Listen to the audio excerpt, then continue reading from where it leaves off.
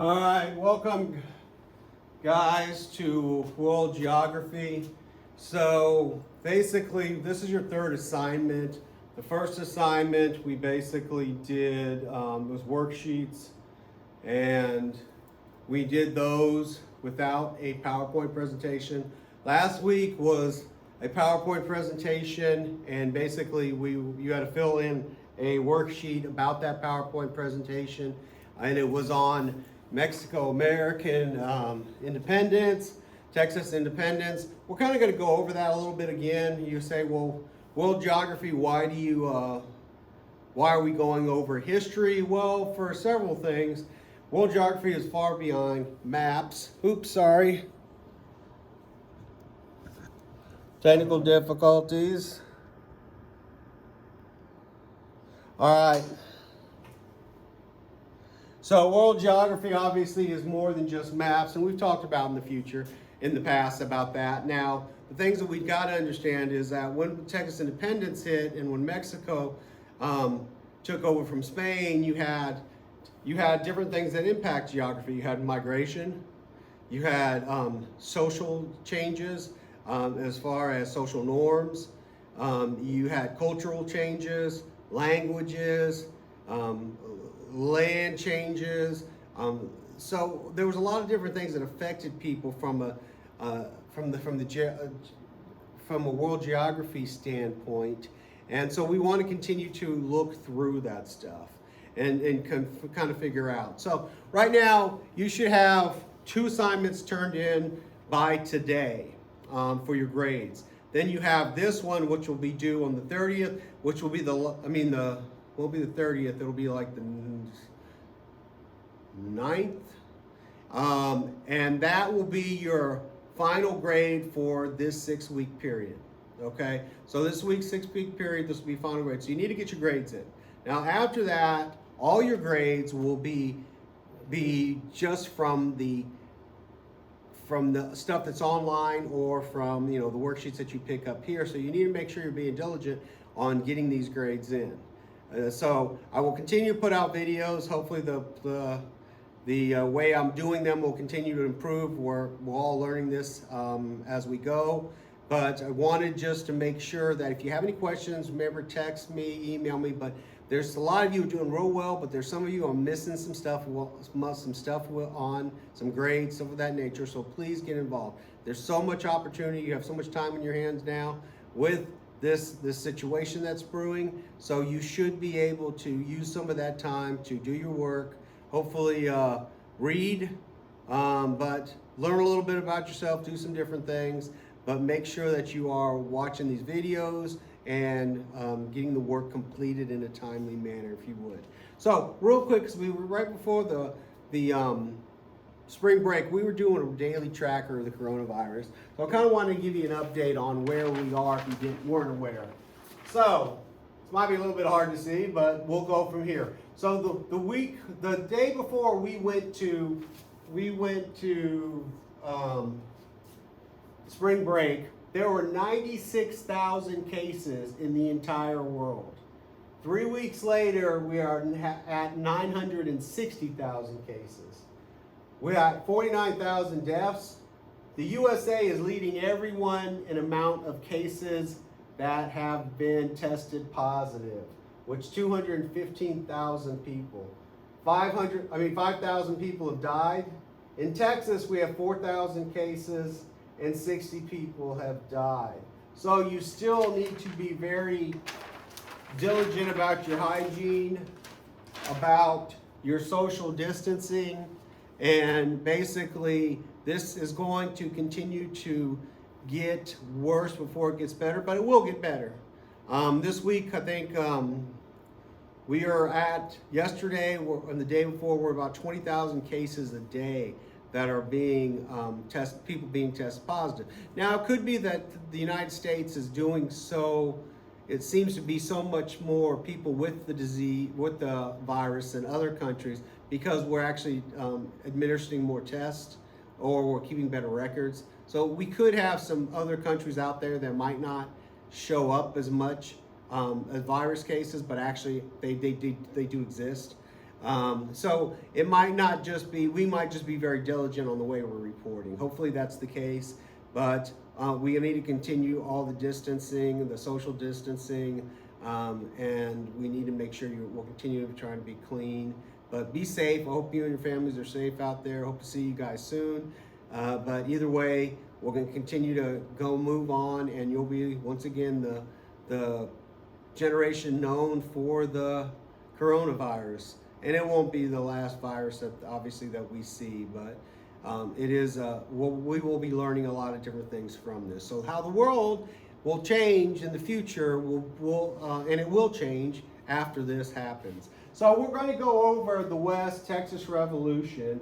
And so let's start. So you basically have this video will be downloaded today, and you also have, it's like 6 boxes on your on the PowerPoint presentation that's on the class Google itself, and it talks about what happened in each particular event.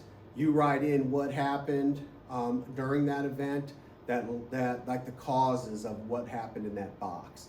You'll read it, you should understand. If not, email me or text me. But the box, and you need to fill in each one of the boxes of the 6 things with the 12 slides or so we're going to go through, and send that back to me. But basically, we're going to talk about Texas. Some of these pictures here, this was a movie called The Alamo that happened, I think it was around 2006. It's actually a pretty good version. If you want to see the 13 days of what happened at the Alamo, basically this is what the Texas Revolution is about. But it goes more in detail than that. So, the first thing,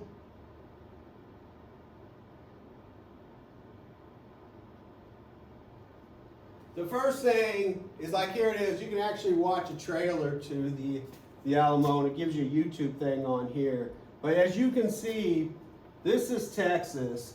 But when we fought for the Texas Revolution, all this land in green belonged to Mexico. So Mexico was quite a large country. So first, before the revolution with Texas, it was Mexico. Prior to that, just in 1921, Mexico took over all this land from Spain. So they were only an independent country with all this land mass for about 15 years.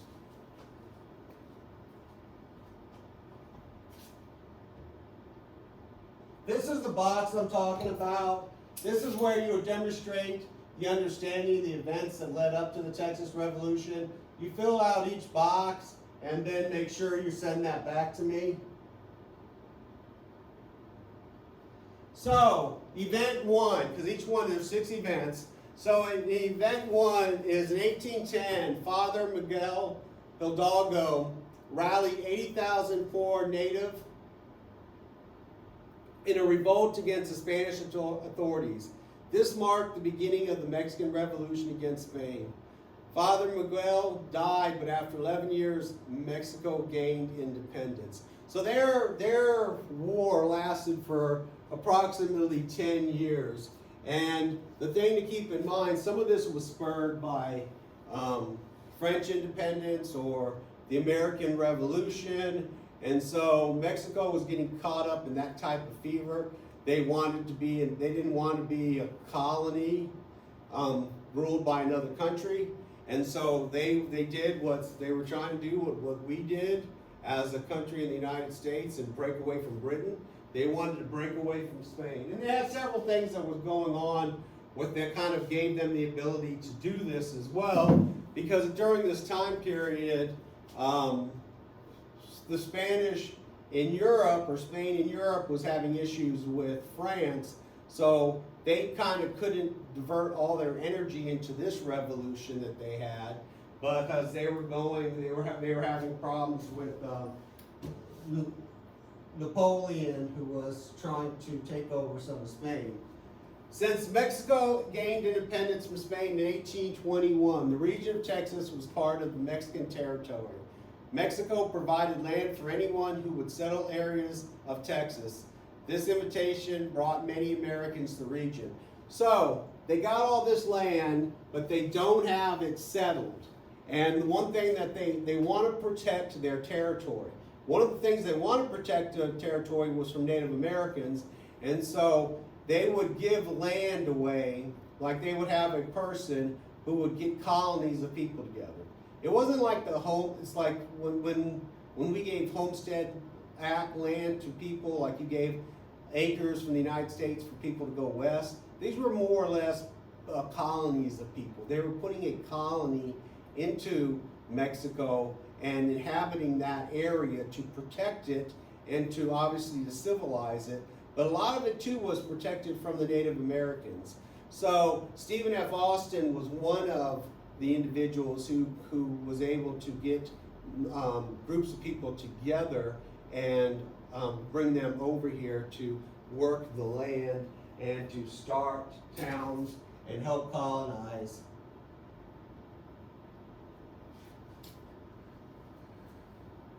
Mexico hired land agents called empresarios to recruit settlers to the Texas territories. So those empresarios like Austin were given free land for their recruitment effort. However, rules were in place for all settlers. One of those rules was that slavery was not allowed. Now that was a big issue because people who were coming into it, a lot of them were further south and they had slaves. So the people that they were recruiting normally had slaves or could have been slave owners or just around that type of environment. And so a lot of them didn't necessarily think that slavery was bad, but Mexico insisted that they didn't want slavery. So this was one thing that the Texans who came over from the United States kind of were upset about. They're also set up about because Mexico wanted people to become Catholic, so be baptized into the Catholic religion. And if we know anything about the United States, a lot of people who came to the United States originally was because of religious freedoms, and a lot of them were to get away from the Catholic religion. So they had a couple of things that the Texans that came into the country were not excited about doing. Since many settlers that were coming to Texas were already owners of slaves in the United States, they often brought their slaves with them in defiance of Mexican laws and regulations. So they basically, even though they weren't supposed to have it, they were already breaking their commitment. They get land, they settle it, but they're not supposed to have slaves, but they're bringing them in anyway. So you know at this point, something's going to happen sooner or later that you cannot just continue to defy the people who rule you.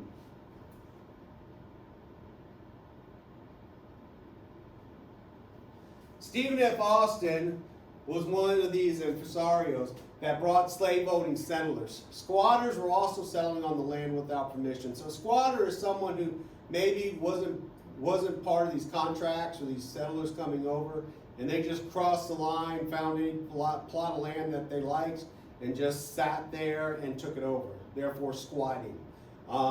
These circumstances resulted in the Mexican government banning American settlers in 1830. So you basically had about 9 years where, from the Mexico standpoint, that they actually had people coming in to kind of try to civilize the land. But because of the concerns of people not listening, not wanting to give up their slaves, people just coming in and just squatting, not having contracts, not being brought in the proper way. Not mentioned here, but the Catholic religion and the importance of that. So you had all these things boiling to a point that tensions were starting to flare.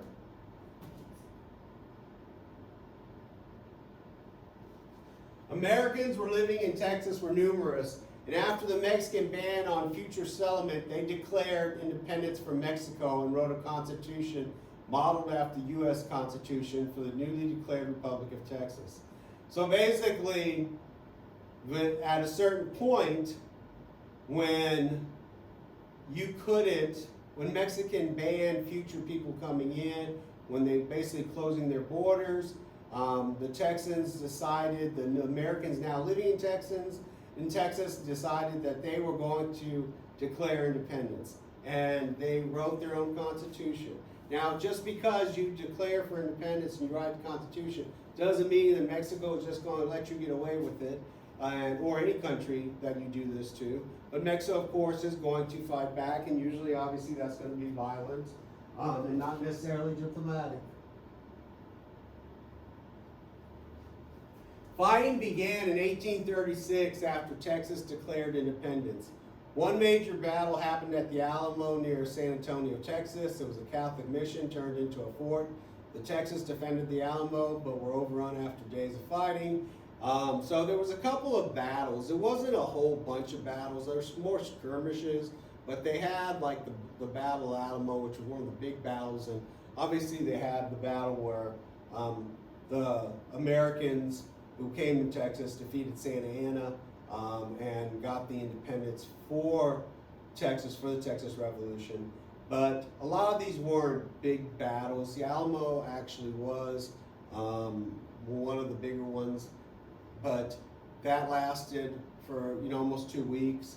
And they were the Americans who were in the Alamo. First of all, the Alamo wasn't a fort; it was a mission, which means it was there for as part of the church. It was never meant to be a fort, but they used it as a fort. And it was hard to defend any way they did it, especially with the limited amount of men. But this battle was really not much of a battle in the sense that they were outnumbered, 7 to 10 to 1. And when the Mexican army finally decided to attack, the battle didn't last very long.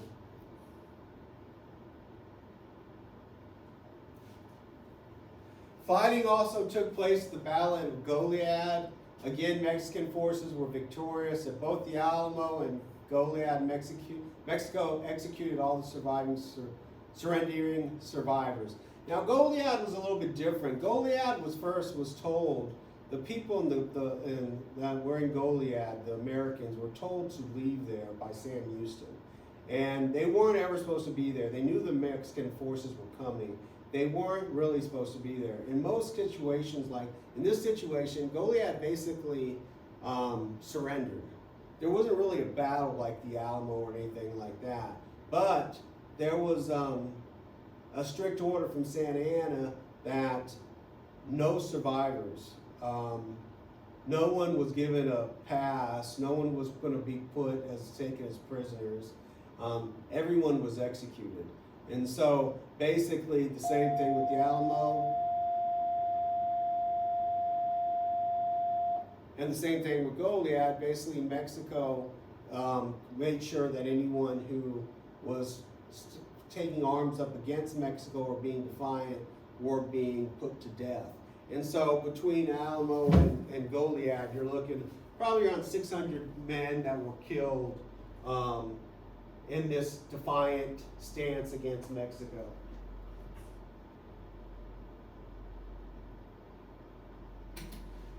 Texas leader Sam Houston. So Sam Houston was the general who led the American or the Texans, their army, and he rallied more Texans to attack Mexican army led by General Santa Anna while camped near San Jacinto. Santa Anna had foolishly separated his forces to pursue the Texans. So Santa Anna had this bigger army than Sam Houston, but they were going after. They wanted to destroy the Sam Houston's army. This wasn't about a war that had multiple armies in multiple places. Basically, there was one army for Texas, and then there was one army for Mexico, and the Mexican army was pretty large, but General Santa Anna didn't think that he would compromise the situation, so he separated his forces to pursue the Texans, which was actually the wrong thing to do. And because Sam Houston was just looking at an opportunity to attack where he would possibly, and his troop would have the advantage. The Mexicans were defeated in just 18 minutes at the Battle of San Jacinto. In this pre-battle speech, Houston reminded the Texans of what happened at the Alamo and the slaughter of Goliad. their battle cry was, remember the Alamo, remember Goliad. So, like I said, there weren't a lot of battles going up to this. Doesn't mean that the life wasn't sacrificed, but these were the two main confrontations that we did have with Mexico. This was what motivated the troops, the Texan troops, to defeat Mexico. And like I said, when Santa Anna split up his army, they were ill prepared for when they were first attacked. And obviously, an 18-minute battle didn't last very long. So Sam Houston was very good at being a general and doing what he needed to with the army that he had. The Texans forced General Santa Anna to sign the treaty, which granted Texas independence and recognized Texas as a sovereign nation. So this means that at this point, Texas wasn't part of the United States. It was a sovereign nation. It was an independent. So you have Mexico, Texas, United States, but it wasn't actually part of the United States at that point. Santa Anna had no choice but to cooperate because of the fact that he was actually captured. Unlike the Mexican army, the Texans, when they captured the Mexican prisoners, they allowed to live. One of the prisoners they found out, who was kind of hiding, they found out was Santa Anna. He was spared, but he had no choice but to cooperate and sign over and get this treaty completed.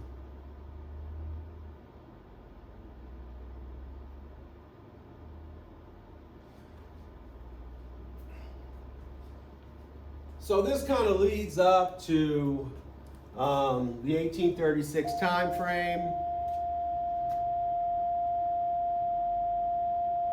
It's not till another decade that Texas becomes part of the United States as a state. We'll probably go over in the near future. We're going to probably go over next week. We'll be going over cultures, customs, other things about Texas, fun facts about Texas. I think, since most of us are obviously from Texas, have been in Texas most of our lives, from a geography standpoint, it's important to understand the place that we live and how we're impacted by it. So we'll continue to look at Texas for probably a week or two, and then we'll go into some more parts of the United States. But make sure that, like I said, you fill out your 6 events and send them to me by next Thursday. And that's when we'll be completed, and we'll go on to another subject. Hopefully you learned something from this. And like I said, stay safe out there. I wish you all well and hope to see you soon. All right, take care.